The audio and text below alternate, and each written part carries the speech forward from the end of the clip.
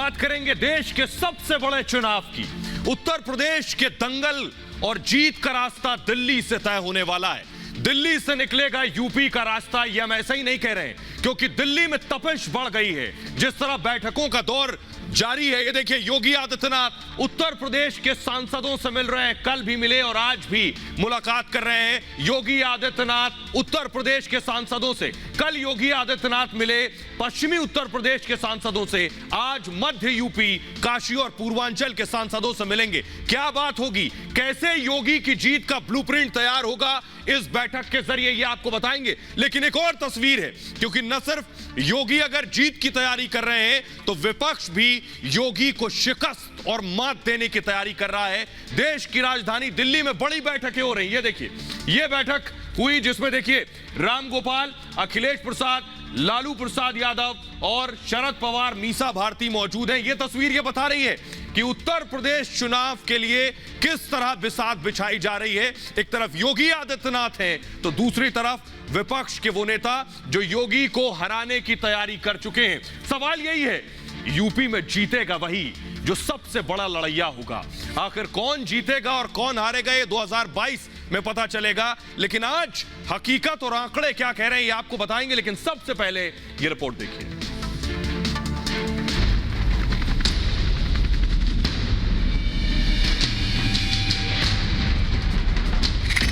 दिल्ली से निकलेगा यूपी का रास्ता,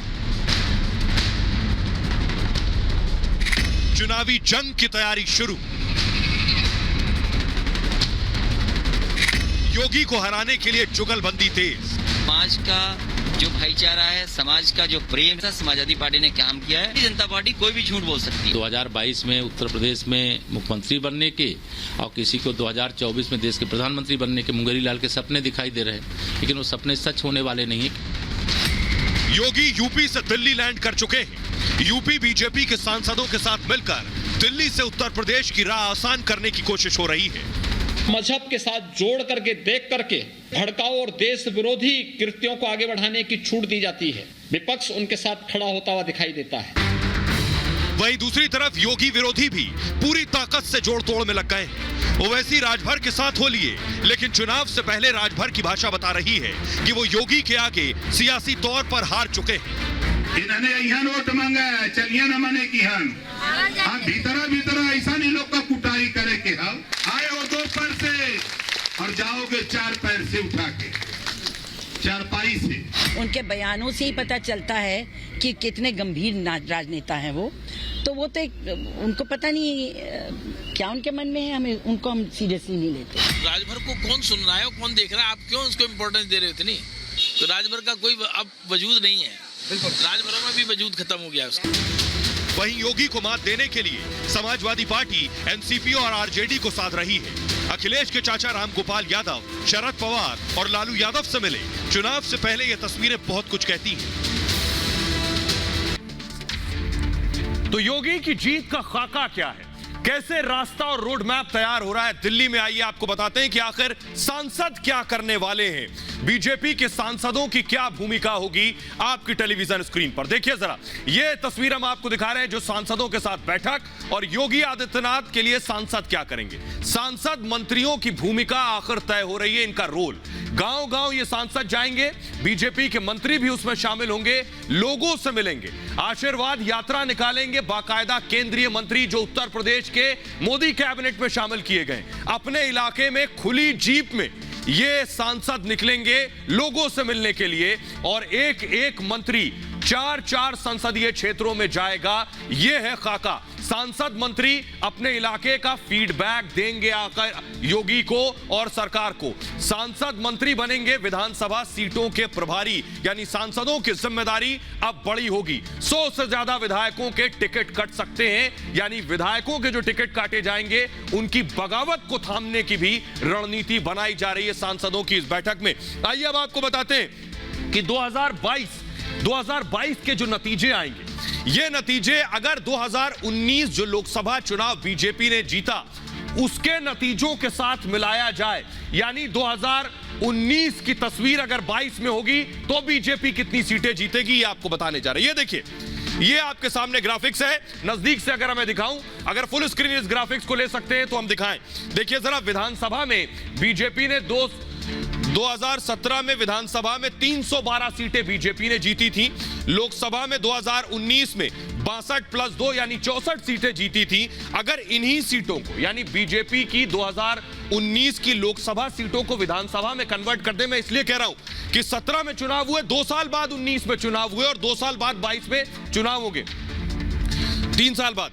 तो ये देखिए, अगर इन्हीं सीटों को मैं बदल दूं तो 260 हो जाती है, यानी 62 सीटें लोकसभा की अगर विधानसभा में कन्वर्ट कर दी जाएं तो 260 सीटें बीजेपी जीत सकती है और सरकार बनाने के लिए 202 चाहिए, यानी अभी भी बहुत आगे हैं। आइए अब आपको बताते हैं उत्तर प्रदेश चुनाव में योगी की जीत का रोड मैप तो आपने देख लिया, लेकिन विपक्ष योगी को हराने के लिए क्या तैयारी कर रहा है, यह आपको बताते हैं।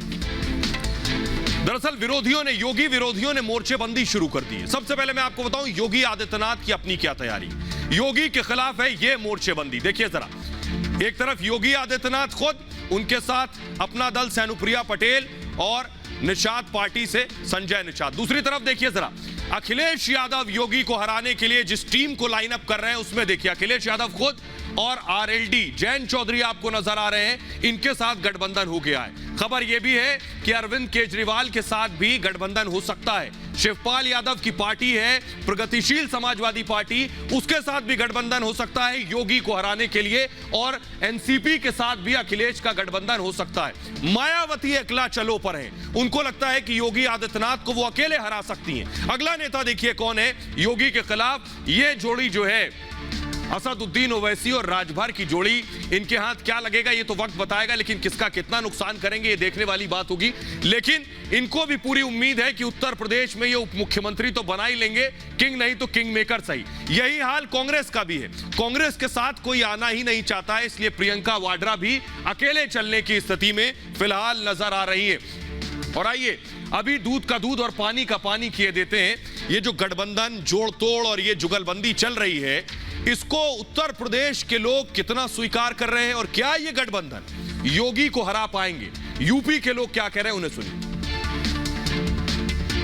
योगी आदित्यनाथ 100% यूपी में दोबारा से आएंगे, क्योंकि वो कार्य इस तरह का कर रहे हैं। सबसे बड़ी बात तो जो माफिया है, गुंडे थे स्टेट के, वो सब अंडरग्राउंड हो गए हैं, उन्होंने सबको ठिकाने लगा दिया। यूपी की जनता चाहती भी उन्हीं को है, और हिंदुत्व के नाते भी, और वो कोई जातिवाद का मुद्दा तो है नहीं। कितनी ही एड़ी चोटी का जोर लगा ले विपक्ष, योगी जी पुनः दोबारा आएंगे और सरकार बनाएंगे। भाई भतीजावाद की राजनीति नहीं चलेगी, आपको जमीनी तौर पर उतर के कार्य करना पड़ेगा और जनता के बारे में सोचना पड़ेगा। आने वाले चुनाव में हमारे योगी आदित्यनाथ रिपीट करेंगे, दोबारा से मुख्यमंत्री बनेंगे, और इस गठबंधन से किसी भी तरह का प्रभाव नहीं पड़ेगा। योगी जी के आगे सारे गठबंधन धराशायी है, और माननीय योगी जी ने जो यूपी में कार्य किया है वो सराहनीय है। पूरे देश में ऐसा कार्य कोई कर ही नहीं सकता। लखनऊ में तो हमारे हिसाब से अखिलेश ठीक रहेगा। योगी आदित्यनाथ वो ऐसा फैसला करते हैं, इसमें गरीब का कोई बेनिफिट नहीं है। हाँ, ये है कि योगी बन सकते हैं, मैं तो यही चाहता हूँ कि यही बन जाए। छोटी पार्टियाँ और बड़े से अपोजिशन बहुत बड़ी तैयारी में, तो उनका बचा पाना सीट को बहुत मुश्किल है। योगी आदित्यनाथ को ये अवसर अगली बार 22 को फिर मिल रहा है, बिना गठबंधन चाहे जिसका हो, लोग चाहे इतना साथ आ जाएं, जनता योगी जी के साथ है। आसानी से बन नहीं पाएंगे ऐसा, क्योंकि इनके कार्यकाल में जो है बहुत लोग परेशान हो चुके हैं, वो कोई ऐसा लग नहीं रहा है। तो मिले जुले रुख हैं। बहरहाल आगे बढ़ते हैं और अब आपको बताने जा रहे हैं प्रधानमंत्री नरेंद्र मोदी से जुड़ी एक बड़ी खबर। बड़ी खबर यह है कि प्रधानमंत्री नरेंद्र मोदी से हारे सारे के सारे। कौन कौन वो नेता हैं जिनको प्रधानमंत्री नरेंद्र मोदी ने शिकस्त दे दी है, तस्वीरें मैं दिखाऊंगा एक एक करके। सबसे पहले देखिए इमैनुअल मैक्रो, प्रधानमंत्री नरेंद्र मोदी के आगे ये बड़े बड़े नेता पानी भरते नजर आ रहे हैं। किस लिहाज से आपको बताएंगे। देखिए प्रधानमंत्री जो बाइडेन खड़े हुए, जो बाइडेन को भी पछाड़ दिया, यानी दुनिया का सबसे ताकतवर जो देश है अमेरिका, उसके राष्ट्रपति भी प्रधानमंत्री नरेंद्र मोदी से पिछड़ गए। आगे बढ़े और आपको बताएं आखिर किस मामले में प्रधानमंत्री ने से ये हारे बड़े बड़े नेता। उससे पहले जरा ये रिपोर्ट देखिए।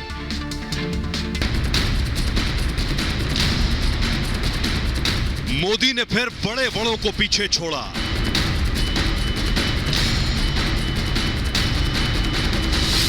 अमेरिका के राष्ट्रपति जो बाइडेन से आगे मोदी। फ्रांस के राष्ट्रपति इमैनुअल मैक्रो भी मोदी से हारे।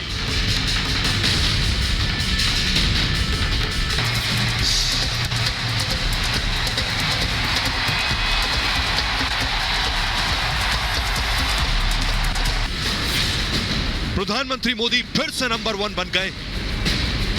दुनिया में मंच कोई भी हो, लेकिन मोदी को हराना देश ही नहीं दुनिया के नेताओं के लिए भी मुश्किल हो गया है। पीएम मोदी लोकप्रियता और फैंस के मामले में सबसे आगे निकल गए हैं। ट्विटर के फॉलोअर्स की रेस में मोदी ने वर्ल्ड लीडर्स को पीछे छोड़ दिया है। सिर्फ सोशल मीडिया ही नहीं, जो पीएम से मिलता है उनका फैन हो जाता है। अमेरिका के पूर्व राष्ट्रपति बराक ओबामा और मोदी की दोस्ती किसी से छिपी नहीं। It's a great pleasure to welcome back my friend, Prime Minister Modi. मेरे परम मित्र ओबामा का बहुत बहुत आभारी हूं कि मिलने का अवसर मिला है। और ऐसी ही दोस्ती पीएम की ट्रंप के साथ भी थी। दोनों का एक दूसरे से गर्मजोशी से मिलना उनकी दोस्ती के बारे में बताता है। A great champion of India, a man who works night and day for his country, and a man I am proud to call my true friend, Prime Minister Modi. यही वजह है, आम हो या खास, पीएम मोदी को जो जानता और पहचान लेता है वो उनका मुरीद हो जाता है। ट्विटर पर पीएम के 7 करोड़ फॉलोअर्स इसी का सबूत हैं। तो आइए आपको बताते हैं, प्रधानमंत्री नरेंद्र मोदी के चाहने वालों की लिस्ट हर रोज लंबी होती जा रही है। किस किस को प्रधानमंत्री ने शिकस्त दी है। नरेंद्र मोदी नंबर 1 न सिर्फ देश के बल्कि बड़े बड़े विदेशी नेताओं से कभी भी आगे हैं। और भारत के प्रधानमंत्री नरेंद्र मोदी, एक नजर देखिए किन किन दिग्गज नेताओं से सिर्फ मोदी आगे नहीं, बल्कि इस लड़ाई में ये लीडर, वर्ल्ड लीडर प्रधानमंत्री नरेंद्र मोदी के सामने कहीं नहीं टिकते। देखिए जरा, जो बाइडेन में देखिए सिर्फ 3 करोड़ लोग जो बाइडेन को फॉलो करते हैं ट्विटर पर। प्रधानमंत्री नरेंद्र मोदी के कद के आगे कहीं नहीं। इमैनुअल मैक्रो 70 लाख सिर्फ फॉलोअर हैं इमैनुअल मैक्रो के। ब्रिटेन के राष्ट्रपति को देखिए आप, उसके अलावा उनके सिर्फ 35 लाख फॉलोअर हैं। प्रधानमंत्री नरेंद्र मोदी के 7 करोड़ फॉलोअर हैं। एर्दोगान को देखिए, 1 करोड़ 70 लाख फॉलोअर हैं। ये जो लिस्ट आप देख रहे हैं, प्रधानमंत्री नरेंद्र मोदी को देखिए 7 करोड़ फॉलोअर, और उसके आगे बाकी नेता कहीं ठहरते नहीं है। सबसे ज्यादा बाइडेन के हैं सिर्फ 3 करोड़। यह बता रहा है कि प्रधानमंत्री नरेंद्र मोदी का कद क्या है। दिन दूनी रात चौगनी लिस्ट उनकी लंबी होती जा रही है फॉलोअर्स की। आइए अब आपको दिखाते हैं कि प्रधानमंत्री नरेंद्र मोदी सिर्फ इन नेताओं से आगे नहीं है। दुनिया के बड़े बड़े वो सितारे जिनके करोड़ों फैन हैं, उनसे भी प्रधानमंत्री नरेंद्र मोदी आगे हैं। सेलिब्रिटीज को कैसे पछाड़ा मोदी ने। मोदी से आगे कोई नहीं, यकीन मानिए कोई भी नहीं। देश के ही नहीं बल्कि दुनिया भर के बड़े बड़े सेलिब्रिटी नरेंद्र मोदी के सामने कहीं नहीं ठहरते। पीएम मोदी की लोकप्रियता के सामने वो कहीं नहीं टिकते। एक वक्त हुआ करता था जब फिल्मी सितारे और क्रिकेटर्स आम लोगों की पहली पसंद होते थे, लेकिन नरेंद्र मोदी जिस तरह से आम लोगों के बीच मशहूर हुए, उनकी लोकप्रियता बढ़ी। बड़े बड़े फिल्मी सितारे और क्रिकेटर भी उनके आगे फेल हो गए। भारत में क्रिकेट के 2 सबसे बड़े नाम हैं, बताने की जरूरत नहीं, मास्टर ब्लास्टर सचिन तेंदुलकर और कैप्टन महेंद्र सिंह धोनी। यानी क्रिकेट के भगवान माने जाने वाले सचिन तेंदुलकर, दोनों के चाहने वालों की कमी नहीं है। भारत से लेकर दुनिया भर में करोड़ों फैंस हैं, लेकिन प्रधानमंत्री मोदी के आगे उनकी लोकप्रियता कम है। सिर्फ भारत ही नहीं और भारतीय क्रिकेटर ही नहीं, बल्कि जेनिफर लोपेज, नाम सुना होगा आपने, जेनिफर लोपेज जैसी हॉलीवुड सितारे प्रधानमंत्री मोदी की लोकप्रियता के सामने फेल साबित हो रहे हैं। जेनिफर लोपेज जो करोड़ों दिलों की धड़कन है, अपने गाने और एक्टिंग से अंतर्राष्ट्रीय स्तर पर एक अलग मुकाम बना चुकी हैं, लेकिन सोशल मीडिया पर उनके फॉलोअर्स मोदी से कम ही हैं। हॉलीवुड के एक सितारे टॉम क्रूज, उनकी फिल्में आपने देखी होंगी। टॉम क्रूज भारत में काफी मशहूर है, खासतौर से युवाओं में टॉम क्रूज बेहद मशहूर है, लेकिन सोशल मीडिया पर उनके फैंस भी भारत के प्रधानमंत्री नरेंद्र मोदी से कम हैं, क्योंकि सोशल मीडिया पर मोदी की आंधी नहीं बल्कि तूफान चल रहा है। शाहरुख खान, भारत के मशहूर फिल्म स्टार, बॉलीवुड के बादशाह या किंग खान जैसे नामों से शाहरुख को नवाजा जाता है, लेकिन सोशल मीडिया पर फॉलोअर्स के मामले में शाहरुख जैसा सुपरस्टार भी प्रधानमंत्री के आगे कहीं नहीं ठहरता। आइए अब आपको बताते हैं, जरा देखिए, जितने सोशल मीडिया प्लेटफॉर्म है, सिर्फ ट्विटर की बात नहीं कर रहे हैं, बहुत से लोग कहेंगे कि सिर्फ ट्विटर में प्रधानमंत्री मोदी आ गए, जितने सोशल मीडिया प्लेटफॉर्म है उन सब में पीएम के सामने कोई नहीं ठहरता। देखिए एक नजर जरा, फिल्मी दुनिया तक के सितारों को प्रधानमंत्री ने पछाड़ दिया है। नरेंद्र मोदी के 7 करोड़ ट्विटर के फॉलोअर हैं, महेंद्र सिंह धोनी के 80 लाख हैं, सचिन तेंदुलकर के 3 करोड़ 50 लाख, टॉम क्रूज के 60 लाख, जेनिफर लोपेज के 4.5 करोड़, शाहरुख खान के 4 करोड़ 10 लाख। देखिए प्रधानमंत्री कहां 7 करोड़ और उनके आगे कहीं कोई बड़े बड़े सितारे भी नहीं ठहर रहे हैं, यानी प्रधानमंत्री इन सितारों के भी सितारा हैं। बहरहाल आइए अब आपको बताते हैं, सिर्फ ट्विटर ही नहीं, विदेशी एजेंसियां भी प्रधानमंत्री नरेंद्र मोदी को इन दुनिया के सारे नेताओं की लिस्ट में सबसे आगे खड़ा रखा। प्रधानमंत्री ने कैसे देश को संभाला, उस वक्त भी प्रधानमंत्री लोकप्रियता में सबसे आगे थे। अमेरिका की एजेंसी का एक सर्वे आया, अमेरिका की एजेंसी, बहुत से लोगों को विदेशी एजेंसी समझ में आती है इसलिए ये आंकड़ा निकाल के लाया हूं। 13 राष्ट्राध्यक्षों की रेटिंग का सर्वे हुआ, 13 दुनिया के अलग अलग 13 देश, उनके राष्ट्राध्यक्ष पर सर्वे हुआ।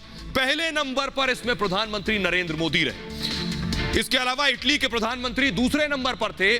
तीसरे नंबर पर देखिए कौन था, तीसरे नंबर पर थे मैक्सिको के राष्ट्रपति का नंबर था तीसरा। और ये जो लिस्ट है ये बता रही है, ऑस्ट्रेलिया के पीएम चौथे नंबर पर रहे। ये लिस्ट बता रही है कि प्रधानमंत्री ने कैसे सबको पीछे कतार में खड़ा कर दिया और खुद रेस में वो सबसे आगे। आइए अब आपको बताते हैं कैसे मोदी के आगे दुनिया झुक गई और कैसे वो, क्या खूबी है जो उन्हें विश्व गुरु बनाती है। सिर्फ ट्विटर पर नहीं बल्कि दूसरे सोशल मीडिया प्लेटफॉर्म पर भी मोदी का कोई सानी नहीं। पीएम मोदी सबसे अलग है और सबसे आगे। सबसे पहले बात करेंगे फेसबुक की। देखिए पीएम मोदी के फेसबुक पर कितने फॉलोअर्स हैं और बाकी नेता इस कतार में कहां खड़े हैं। फेसबुक पर नरेंद्र मोदी के 4.5 करोड़ फॉलोअर्स हैं, 4.5 करोड़, यानी सारे सोशल मीडिया प्लेटफॉर्म पर प्रधानमंत्री आगे। बाइडेन देखिए कहां खड़े हैं। बाइडेन जो कि दुनिया के सबसे शक्तिशाली मुल्क के राष्ट्राध्यक्ष हैं, प्रधानमंत्री के 4.5 करोड़, बाइडेन के 92 लाख। इमैनुअल मैक्रो फ्रांस के राष्ट्रपति के 36 लाख। बोरिस जॉनसन जो कि प्रधानमंत्री हैं ब्रिटेन के, उनके 18 लाख फॉलोअर हैं। ये मैं आपको आंकड़ा फेसबुक का बता रहा हूं। दूसरा सोशल मीडिया प्लेटफॉर्म, यानी कोई भी प्लेटफॉर्म खोल लीजिए, प्रधानमंत्री सबसे आगे। इंस्टाग्राम की बात करिए, इंस्टाग्राम में प्रधानमंत्री 5 करोड़ 75 लाख फॉलोअर हैं। बाइडेन अमेरिका के राष्ट्रपति 1 करोड़ 80 लाख फॉलोअर हैं। इमैनुअल मैक्रो फ्रांस के राष्ट्रपति सिर्फ 26 लाख फॉलोअर हैं। दूर दूर तक प्रधानमंत्री से कोई कंपैरिजन नहीं, कोई तुलना नहीं। बोरिस जॉनसन ब्रिटेन के पीएम 14 लाख फॉलोअर हैं। तो इंस्टाग्राम हो गया, ट्विटर हो गया, फेसबुक हो गया, यूट्यूब की बात करिए, कहीं प्रधानमंत्री पीछे नहीं। यूट्यूब में 89 लाख सब्सक्राइबर हैं प्रधानमंत्री नरेंद्र मोदी के, 89 लाख सब्सक्राइबर। जो बाइडेन की देखिए जरा हालत, सिर्फ 7,14,000। इमैनुअल मैक्रो को देखिए 2,25,000। अब जब जो बाइडेन प्रधानमंत्री से इतना पीछे हैं तो बाकी किसी नेता की क्या तुलना। आइए अब आपको बताते हैं कि प्रधानमंत्री में क्या खूबी है जो वो दुनिया के नेताओं की रेस में भी आगे खड़े हो जाते हैं, वो आपको बताते हैं। ऐसा पहली बार नहीं है जब प्रधानमंत्री नरेंद्र मोदी को दुनिया ने अपने सिर माथे पर बिठाया हो। इससे पहले भी उनकी लोकप्रियता में 4 चांद लगते रहे। उनकी लोकप्रियता आसमान छूती रही है और दुनिया के दिग्गजों को वो धूल चटाते रहे, क्योंकि मोदी सिर्फ प्रधानमंत्री नहीं है, वो 125 करोड़ हिंदुस्तानियों का अभिमान है। कोरोना के दौरान जिस तरह से मोदी ने देश के लोगों का हौसला बढ़ाया वो वाकई काबिले तारीफ था। दुनिया प्रधानमंत्री की इस हौसला अफजाई की कायल हो गई। प्रधानमंत्री मोदी ने कोरोना काल के दौरान बार बार देश को संबोधित किया, अभिभावक की भूमिका में थे। देश की जनता को ये बताया कि कैसे एहतियात बरतनी है, एक पिता की तरह हमेशा लीड किया। मास्क लगाने से लेकर हाथ धोने तक जैसी मूल बातों का प्रधानमंत्री मोदी ने ध्यान दिलाया। देश में हालात खराब थे तो प्रधानमंत्री ने लीडर की तरह देश को संभाला, लेकिन सख्त दिखने वाले चेहरे के पीछे एक दिल भी है जो देश के लिए धड़कता है। उस दिल में दर्द भी होता है जब देश मुश्किल में होता है। ये कोरोना काल के दौरान सब ने देखा, एक बार नहीं, प्रधानमंत्री नरेंद्र मोदी की आंखों से दिल का दर्द भी छलका है, कई बार छलका है।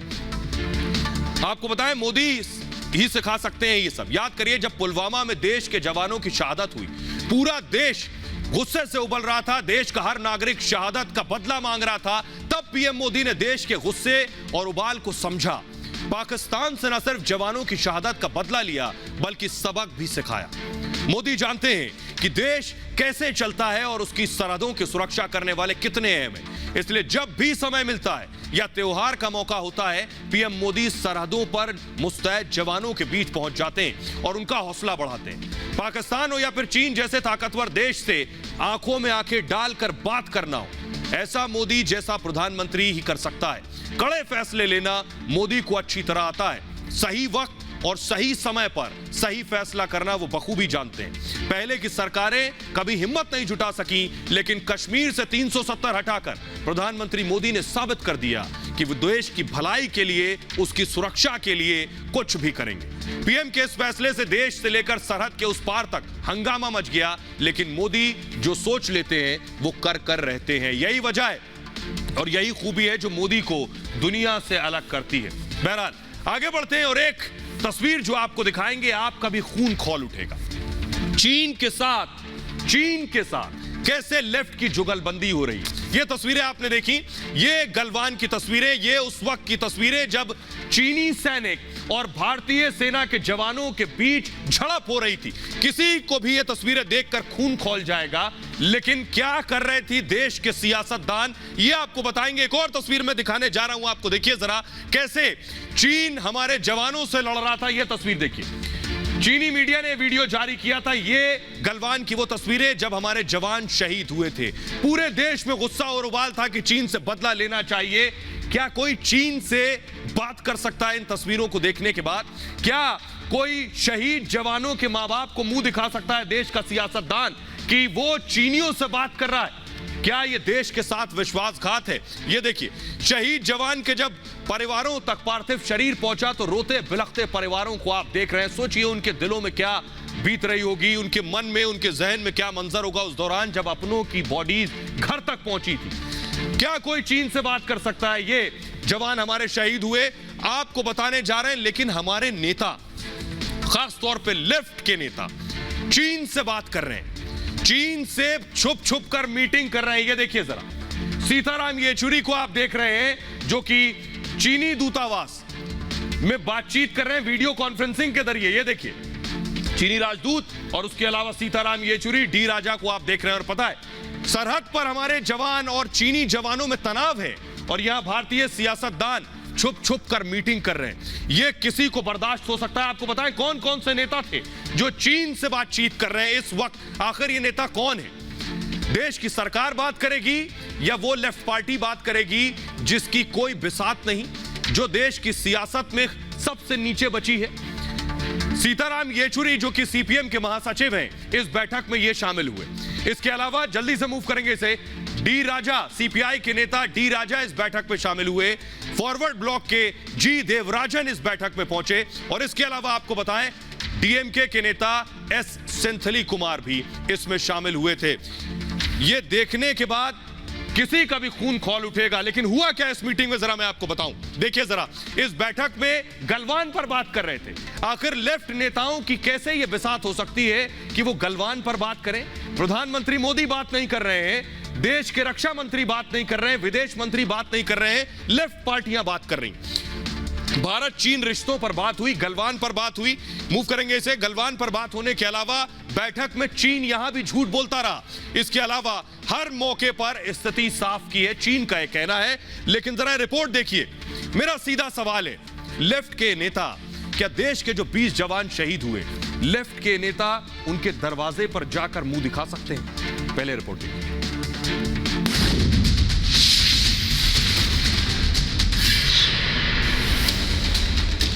जो चीन भारत के खिलाफ दिन रात साजिश रचता है, जिस चीन ने गलवान में हमारे 20 जवान शहीद किए, जिस चीन की नजर भारत की जमीन कब्जाने पर रहती है,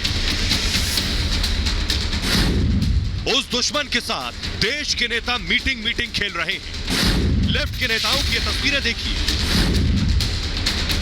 चीन के दूतावास ने कम्युनिस्ट पार्टी ऑफ चाइना के 100 साल पूरे होने के मौके पर एक वर्चुअल बैठक की। बैठक में सीपीएम के महासचिव सीताराम येचुरी और सीपीआई के महासचिव डी राजा शामिल हुए। What is wrong? Because we have party-to-party relationship. इसकी अस्मिता परंपरा के साथ विश्वास नहीं, इनका चाइना का साथ विश्वास है। चाइना का साथ हमारा लड़ाई होता है, ये लोग भारत ने चाइना को आक्रमण किया है, हमेशा उल्टा बोलते हैं। आज भी वही है और परिणाम ये है कि पूरा देश से कम्युनिज्म सफाया हो रहा है। और लेफ्ट पर अब बीजेपी ने बड़ा हमला किया और लेफ्ट को आईना दिखाया है। आपको बताएं कैसे बीजेपी ने लेफ्ट की पोल खोल दी है। बीजेपी ने बड़ा हमला करते हुए कहा है कि यह विश्वासघात है। लेफ्ट की निष्ठा चीन के साथ है, सीधे सीधे बीजेपी ने सवाल उठाए। 1962 में भी लेफ्ट देश के खिलाफ था। जब भारत और चीन के बीच युद्ध हो रहा था उस दौरान भी लेफ्ट चीन के साथ खड़ा था, बीजेपी का इल्जाम है। 1962 में चीन के साथ हिंदुस्तान लड़ रहा था, हमारे जवान लड़ रहे थे बॉर्डर पर, और लेफ्ट की मोहब्बत और प्यार चीन के साथ थी। चीन के चेयरमैन को लेफ्ट अपना बता रहा था। जल्दी से मूव करेंगे इसे। चीन के उत्सव में लेफ्ट शामिल होता है। ये जो तस्वीरें आई हैं ये खुद बता रही हकीकत। देश विरोध के चलते लेफ्ट साफ हो गया है। बीजेपी का कहना है कि इसी तरह चीन के साथ मिलते रहे, जुगलबंदी करते रहे तो हर जगह से साफ हो जाएंगे। बहरहाल आगे बढ़ते हैं और अब आपको दिखाने जा रहे हैं एक और बड़ी खबर। एक जज की हत्या हो गई। जी हां, हत्या या दुर्घटना या हादसा, इसकी जांच हो रही है। ये जो तस्वीरें हैं, जज की मौत, हादसा या हत्या, ये तस्वीरें देखिए जरा। ये धनबाद की तस्वीरें हैं। एक ऑटो आया तेजी से और ये शख्स जो आपको नजर आ रहा है ब्लैक टी शर्ट में, ये दरअसल मॉर्निंग वॉक के लिए निकले थे। ये ऑटो आया देखिए और ऑटो टक्कर मारता हुआ चला गया। ये देखिए ये ऑटो आ रहा है और ये जो शख्स जा रहे हैं इन्हें टक्कर मारता है। सीधा ऑटो, फुल स्क्रीन जरा मैं तस्वीरें दिखाऊं दर्शकों को कि देखिए कैसे ये जो तस्वीरें देखिए, ये ऑटो जा रहा है सीधा, एकाएक ये ऑटो घूमता है। आप देखिए जरा तस्वीरें, सीसीटीवी तस्वीरें, ये ऑटो सीधा जा रहा है, एकाएक इसका डायरेक्शन घूमता है और शख्स को टक्कर मार कर आगे बढ़ जाता है। काली टी शर्ट में जो आपको नजर आ रहे हैं वो है जज, और जज को क्या टक्कर जानबूझकर मारी गई, क्या किसी वजह से कंट्रोल से बाहर हुआ ये ऑटो और उसके बाद टक्कर लगी, अब इसी की जांच होनी है। लेकिन ये तस्वीरें ये शक पैदा कर रही हैं, क्या जज कोई हत्या की गई है। फिर से देखिए जरा तस्वीरें। जज मॉर्निंग वॉक के लिए निकले थे, ये ऑटो सीधा जा रहा था, इसका डायरेक्शन एकाएक चेंज होता है और जज को टक्कर मारते हुए आगे निकल जाता है। जज के परिवार का कहना है कि इनकी हत्या की गई है। इस मामले में सुप्रीम कोर्ट ने भी संज्ञान लिया है। आइए अब आपको बताते हैं कि दरअसल हुआ क्या। आपने पूरी तस्वीरें देख ली, हुआ क्या उस दिन। आपको बताएं कि दरअसल ये जो ऑटो आपने देखा तस्वीरों में, ये ऑटो मंगलवार को चोरी हो गया था। इधर तस्वीर भी आपके साथ चल रही। मंगलवार को ये ऑटो चोरी हुआ, बुधवार सुबह इसने जज को टक्कर मारी, सुबह जिस वक्त वो मॉर्निंग वॉक के लिए निकले। जानबूझकर धक्का मारते दिख रहा है इन तस्वीरों में ऑटो, अगर आप देखें ध्यान से। और टक्कर के बाद जज सड़क पर गिर गए और उसके बाद खून से पूरी तरह लथपथ हो गए। जब घर से कुछ ही दूरी पहुंचे थे तो उनका शरीर खून से लथपथ मिला। उसके बाद फौरन वहां लोग पहुंचे, लोगों ने उन्हें अस्पताल पहुंचाया और अस्पताल में उन्हें आईसीयू में भर्ती कराया गया, लेकिन इलाज के दौरान उनकी मौत हो गई। अब परिवार का कहना क्या है वो आपको बताएं। पोस्टमार्टम रिपोर्ट में सिर पर चोट के निशान है जज के और परिवार को रॉड से सिर पर हमले का शक है, यानी परिवार हत्या की बात कर रहा है। ऑटो ड्राइवर समेत 2 संदिग्धों को इस मामले में अब तक हिरासत में ले लिया गया है। अब ऑटो ड्राइवर से पूछताछ हो रही है। आइए आपको बताते हैं कि जज कौन थे, जज कौन कौन से मामले, दरअसल बहुत से हत्यारे जिन पर आरोप हैं उनके मामले देख रहे थे, कई जमानतें खारिज की थी। दरअसल ये है जज उत्तम आनंद, गैंगस्टर समेत 15 केस देख रहे थे उत्तम आनंद। दरअसल 3 लोगों को उम्र कैद की सजा सुना चुके हैं और चर्चित रंजय मर्डर केस में भी सुनवाई कर रहे थे ये जज। तेनू घाट में उम्र कैद की सजा सुनाई थी उत्तम आनंद ने और शूटर अमन की जमानत याचिका खारिज कर दी थी। तो उत्तम आनंद बोकारो से 6 महीने पहले ट्रांसफर होकर धनबाद आए थे, लेकिन हादसे में उनकी मौत हो गई। इस मामले में खुद कोर्ट ने स्वतः संज्ञान लिया है। कोर्ट ने भी सख्ती दिखाई है कि आखिर कैसे जज की मौत हुई है। आपको बताते हैं अदालत में क्या हुआ। जज केस की एसआईटी जांच शुरू हो गई, यानी स्पेशल इन्वेस्टिगेशन टीम इसकी जांच करेगी। जांच में सीआईडी भी मदद करेगी। न सिर्फ सीआईडी मदद करेगी बल्कि आपको बताएं फॉरेंसिक टीम जांच में बाकायदा जुटी हुई है, यानी सारे एविडेंसेस, सारे सबूत फॉरेंसिक टीम जुटाएगी, वो सबूत जो अभी मौके पर मौजूद होंगे, शायद वो सबूत हट ना जाएं। हाईकोर्ट ने भी स्वतः संज्ञान लिया है और पुलिस अधिकारियों को बाकायदा तलब किया गया इस मामले में। जो पुलिस अधिकारी इन्वेस्टिगेशन कर रहे थे उन्हें बुलाकर तलब किया गया इस मामले में। हाईकोर्ट की निगरानी में, यानी हाईकोर्ट की मॉनिटरिंग में इस पूरे मामले की अब जांच होगी कि क्या जज की जानबूझकर हत्या की गई है। तो ये कोर्ट के अंदर हुआ है। सीबीआई को ये पूरा मामला सौंपा जा सकता है, यानी सीबीआई इस पूरे मामले का इन्वेस्टिगेशन करेगी। परिवार की भी यही मांग है। लेकिन तस्वीरें देखिए, फुल स्क्रीन जरा वो तस्वीरें मैं दिखाऊं।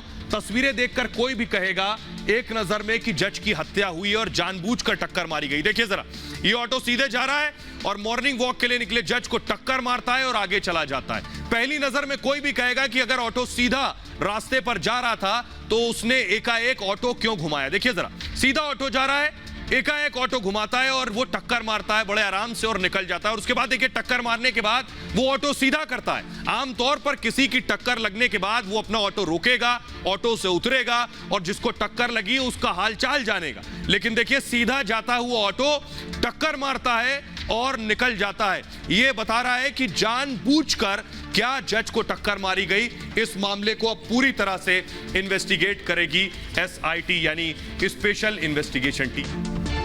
और ये जो तस्वीर आप देख रहे हैं, ये तस्वीर देखिए, जज जा रहे हैं धनबाद में।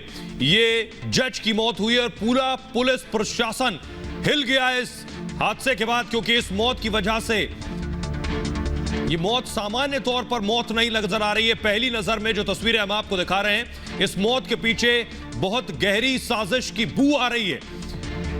आपको बताएं कि अपर जिला एवं सत्र न्यायाधीश उत्तम आनंद, जिन्हें ऑटो टक्कर मारकर जाता हुआ नजर आ रहा है, सुबह सैर पर निकले थे उत्तम आनंद और उन्हें हरगिज इस बात का इल्म नहीं था कि इस तरह की घटना उनके साथ होगी। कई बड़े मामले देख रहे थे उत्तम आनंद, कई बड़े लोगों की याचिका जमानत की खारिज की थी, एक उम्र कैद की सजा सुनाई थी, जिसके बाद यह घटना शक और बढ़ा रही है। फिलहाल ये भारत की बात है में इतना ही। अपना बहुत ख्याल रखिए। एक छोटे से ब्रेक के लिए रुक रहे हैं, लौट रहे हैं कुछ और बड़ी खबरों के साथ।